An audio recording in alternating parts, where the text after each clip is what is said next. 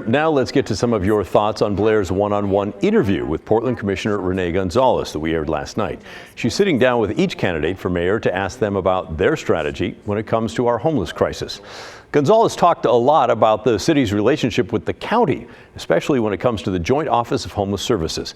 He said he would stop sending city money to that office, it's about $35 million a year, if the Joint Office continues what he calls enabling behaviors for the homeless.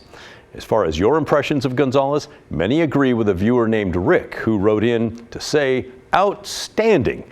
He gets all my support. Time to stop the enablers. Stop Portland and you will save lives. I really hope that he is the next mayor of Portland. He has a rational approach to dealing with the homeless situation. It's not so much a homeless crisis as it is a political incompetence crisis. So many of the folks on the streets of Portland, there's no expectations of them. When they move into a neighborhood, they turn it into a landfill around their derelict vehicles and tents. It's a tough situation, but I think Commissioner Gonzalez has had the most rational approach and thought processes talking about it.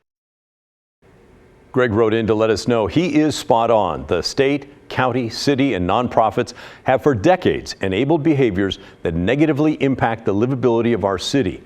In a nutshell, they have failed their clients and failed those who live or play in Portland. One can be caring for persons who need and want assistance. However, the individual must do their part.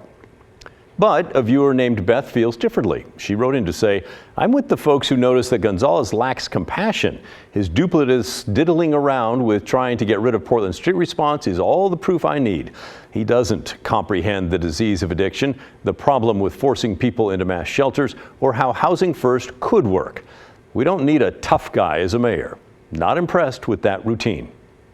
Well, if you missed our segment last night, that's a bummer because it was really good. And you can find it right now on the KGW YouTube page. Maybe wait till this broadcast is over.